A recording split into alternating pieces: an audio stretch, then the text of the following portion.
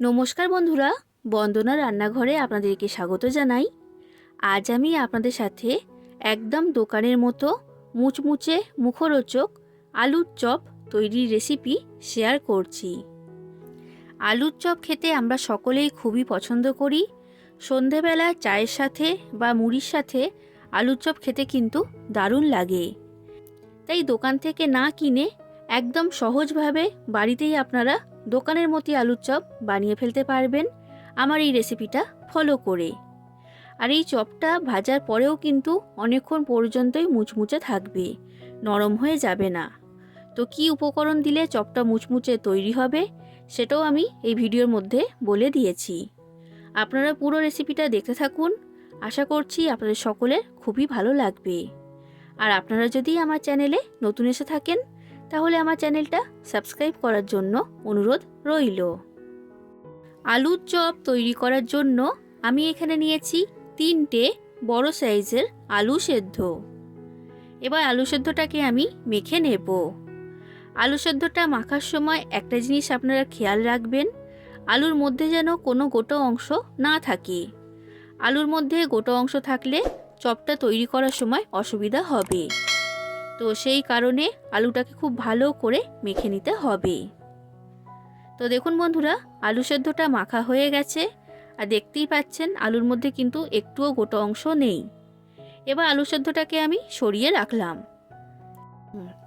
এবার আলুর চপের জন্য ব্যাটারটা তৈরি করব। তার জন্য এখানে একটা বড় সাইজের বাটি নিয়েছি। এবার এর মধ্যে দিয়ে দিচ্ছি 2 বাটি বেসন। এবার যে বাটির মাপ করে বেসন নিয়েছি ওই বাটির মাপ করেই আমি এর মধ্যে দিয়ে দিচ্ছি হাফ বাটি চালের গুঁড়ো। এই মাপটা আপনারা ঠিক রাখবেন। এবার দিয়ে দিচ্ছি স্বাদ অনুযায়ী বিট নুন আর স্বাদ অনুযায়ী সাদা নুন। এখানে বিট নুন দেওয়ার কারণে আলুর চপের টেস্ট খুবই ভালো হবে। এবার এই সব কিছুকে ভালো করে মিশিয়ে নিচ্ছি। এটা মেশানো হয়ে গেছে। এবার জল দিয়ে ব্যাটারটা তৈরি করে নেব। জলটা অল্প করে দিতে হবে আর ভালো করে এর সাথে মিশিয়ে নিতে হবে। একসাথে অনেকটা জল দিয়ে দিলে বেসনটা ডেলা পাকিয়ে যাবে। দেখুন বন্ধুরা, এই রকম একটা ঘন ব্যাটার তৈরি করে নিয়েছি। এবার এই ব্যাটারটাকে ভালো করে ফেটিয়ে নেব প্রায় 2 থেকে 3 মিনিটের মতো। এইখানে ব্যাটারটা কিন্তু প্রথমেই পাতলা করা যাবে না, এই রকম ঘন করে ব্যাটারটাকে তৈরি করতে হবে। এই ব্যাটারটা আমার তৈরি করা হয়ে গেছে। এখন এই ব্যাটারটাকে আমি ঢাকা দিয়ে রেস্টে রেখে দিচ্ছি। এবার আলুর চপের পুরটা তৈরি করব। তার জন্য গ্যাসের মধ্যে কড়া গরম হতে বসিয়ে দিয়েছিলাম। এবার কড়ার মধ্যে দিয়ে দিচ্ছি পরিমাণ মতো সর্ষের তেল। সর্ষের তেল দিয়ে আলুর চপের পুর তৈরি করলে পুরের টেস্ট খুবই ভালো হয়। তেলটা গরম হয়ে গেছে। এবার দিচ্ছি একটা তেজপাতা আর 2টো শুকনো লঙ্কা আর ছোটো চামচের হাফ চামচের মতো গোটা জিরে। এরপর দিয়ে দিচ্ছি 2টো মাঝারি সাইজের পেঁয়াজ কুচি আর এরপর দিলাম 4টে কাঁচা লঙ্কা কুচি। এবার পেঁয়াজ আর কাঁচা লঙ্কাটাকে ভালো করে ভেজে নিতে হবে আর পেঁয়াজটাকে এখানে লাল করে ভাজতে হবে। এই পেঁয়াজটা আমার ভাজা হয়ে গেছে আর দেখে বুঝতেই পাচ্ছেন এই রকম লাল করে পেঁয়াজটাকে ভেজে নিয়েছি। এবার দিচ্ছি ছোটো চামচের 1 চামচ আদা বাটা আর ছোটো চামচের 1 চামচ রসুন বাটা। আদা রসুনটাকেও ভালো করে ভেজে নেব, না হলে কাঁচা গন্ধ বের হবে। আদা রসুনটা ভাজা হয়ে গেছে। এবার দিয়ে দিচ্ছি মশলা। তো সবার প্রথমে দিলাম হাফ চামচের মতো হলুদের গুঁড়ো। এরপর দিয়ে দিচ্ছি লঙ্কার গুঁড়ো। যতটা ঝাল খেতে পছন্দ করেন সেই অনুযায়ী দিয়ে দেবেন। স্বাদ অনুযায়ী নুন এর মধ্যে দিয়ে দিলাম আর সামান্য পরিমাণ চিনি এর মধ্যে দিয়ে দিলাম। এবার মশলাটাকে ভালো করে মিশিয়ে নিচ্ছি। মশলাটা মেশানো হয়ে গেছে। এবার মেখে রাখা আলু সেদ্ধটা আমি কড়ার মধ্যে দিয়ে দিচ্ছি। এবার আলু সেদ্ধটাকে মশলার সাথে ভালো করে কষিয়ে নেব, গ্যাসের ফ্লেমটা মিডিয়াম ফ্লেমে রেখে। এই সময়ের মধ্যেই আমি আজকের নামের শাউট আউটটা করে দিচ্ছি। তো আজকের প্রথম নাম হচ্ছে তুলতুল দাস। উনি বলেছেন, thank you to share the momo recipe, welcome. পরের নাম হচ্ছে রেশমি খেয়ারওয়াল। উনি বলেছেন, দারুণ হয়েছিল, আমি দেখে সঙ্গে সঙ্গে ট্রাই করলাম, আউটকাম বাজারের মতো। আপনার ভালো লেগেছে জেনে আমি খুবই খুশি হয়েছি। আশা করছি আমার পরের রেসিপিগুলো আপনার ভালো লাগবে। Thank you. এর পরের নাম সোমা দেব। উনি বলেছেন, খুব সুন্দর দিদি, আমার নামটা নিও, আমি এটা বাড়িতে বানিয়েছি, খুব ভালো হয়েছে। আপনার ভালো লেগেছে জেনে আমি খুশি হয়েছি। আশা করি আমার পরের রেসিপিগুলো আপনার ভালো লাগবে। Thank you. তো আলুটাকে আমি মশলার সাথে প্রায় 3 থেকে 4 মিনিট কষিয়ে নিয়েছি। এবার দিয়ে দিচ্ছি ছোট চামচের হাফ চামচের মতো শাহি গরম মশলা, আর এরপর দিচ্ছি ধনেপাতা কুচি। এবার দেখুন বন্ধুরা, আমি এখানে নিয়েছি ভাজা মশলা। 2 চামচ ভাজা মশলা আমি আলুর পুরের মধ্যে দিয়ে দিচ্ছি। ভাজা মশলা দেওয়ার কারণেই আলুর চপের পুরের টেস্টটা একদম দোকানের মতোই তৈরি হবে। আর এই ভাজা মশলাটা আমি গোটা জিরে, গোটা ধনে আর শুকনো লঙ্কাকে শুকনো কড়াতে ভেজে তারপর গুঁড়ো করে নিয়ে তৈরি করেছি। এবার এই সব কিছুকে আলুর সাথে ভালো করে মিশিয়ে নিচ্ছি, আর 2 মিনিটের মতো এটাকে কষিয়ে নিতে হবে।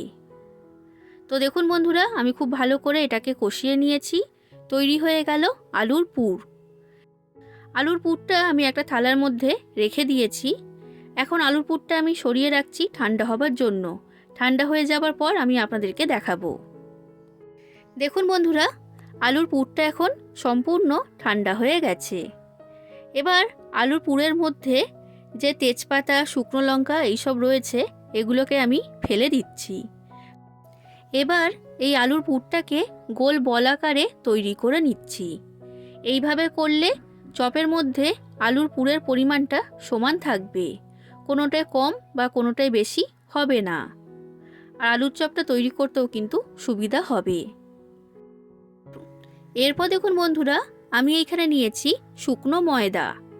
এবার এই ময়দাটা আমি আলুর চপের যে পুরগুলোকে বল আকারে তৈরি করেছি তার গায়ে লাগিয়ে নিচ্ছি। এখানে আপনারা অবশ্যই ময়দা ব্যবহার করবেন, ময়দা দিলে এটা হাতের মধ্যে আটকিয়ে যাবে না। তো ঠিক একই রকমভাবে সবকটা পুরের গায়ে ময়দাটাকে আমি লাগিয়ে নিয়েছি। এটা এখন আমার তৈরি।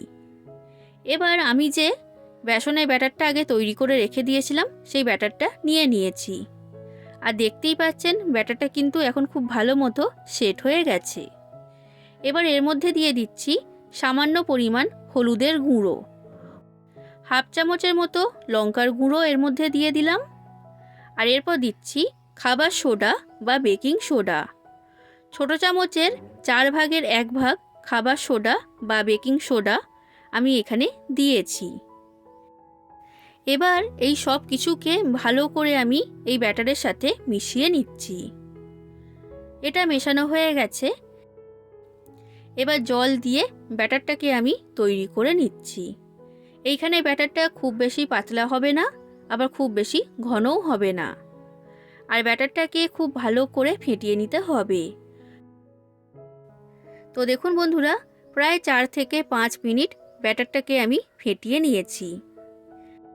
আপনাদের বোঝার সুবিধার জন্য আমি আপনাদেরকে ব্যাটারটা কেমন তৈরি হয়েছে সেটাও দেখিয়ে দিচ্ছি। একটা আঙুল আমি ব্যাটারের মধ্যে ডুবিয়ে দিলাম। তারপর যখন আঙুলটা ব্যাটারের মধ্যে থেকে তুলছি তখন আঙুলের গায়ে কিন্তু একটা লেয়ার তৈরি হয়েছে। এই রকম হলেই বুঝতে হবে যে ব্যাটারটা একদম পারফেক্ট তৈরি হয়েছে। এরপর গ্যাসের মধ্যে কড়াইতে সাদা তেল বা রিফাইন্ড অয়েল গরম হতে বসিয়ে দিয়েছিলাম। তেলটা খুব ভালো মতো গরম হয়ে গেছে। বড় চামচের 2 থেকে 3 চামচ গরম তেল বেসনের ব্যাটারের মধ্যে দিয়ে দিচ্ছি। এই গরম তেল দেওয়ার কারণে আলুর চপগুলো অনেক বেশি মুচমুচে হবে, আর ভাজার পরেও কিন্তু অনেকক্ষণ পর্যন্ত মুচমুচেই থাকবে। গরম তেলটাকে ব্যাটারের সাথে ভালো করে মিশিয়ে নিলাম। এই ব্যাটারটা এখন আমার তৈরি। এবার আমি আলুর চপগুলো তৈরি করব। তার জন্য এখানে একটা থালা নিয়েছি, আর থালার মধ্যে আমি দিয়ে দিচ্ছি শুকনো ময়দা।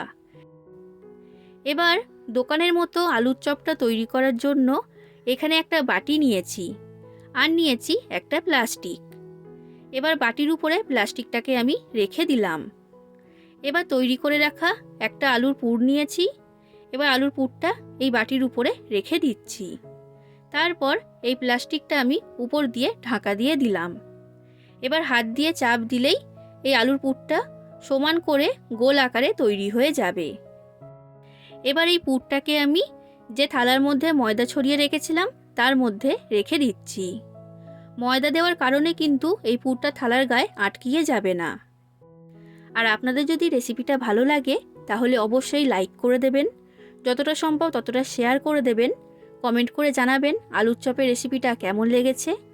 আর আমার চ্যানেলটা যদি এখনও পর্যন্ত সাবস্ক্রাইব না করে থাকেন তাহলে অবশ্যই আমার চ্যানেলটা সাবস্ক্রাইব করে দেবেন।